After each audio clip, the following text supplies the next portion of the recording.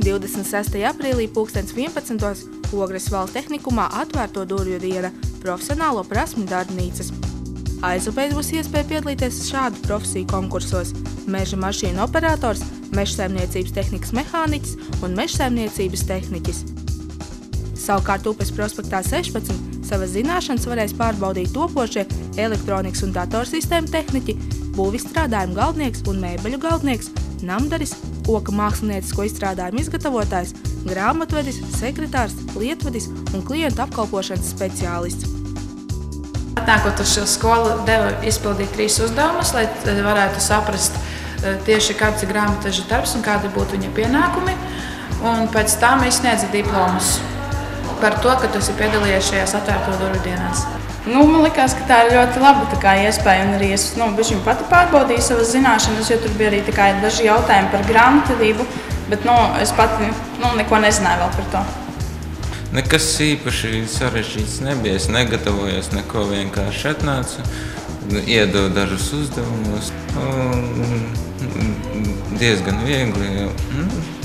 vieglas saprotamas lietas. Tomēr, ja vēlies izmēģināt citas profesijas, tev jādodās uz Meža prospektu 13.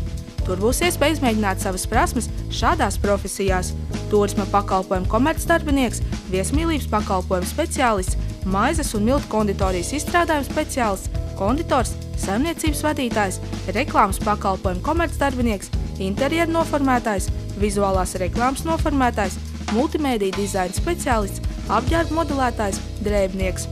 Dienas kārtība norises vietās 10:30 reģistrācija, 11. Ogres valsts tehnikuma prezentācija, no 11:30 līdz 2 dienā profesionālo prasmju darbnīcas, savukārt 2 dienā Ogres valsts tehnikuma apskate.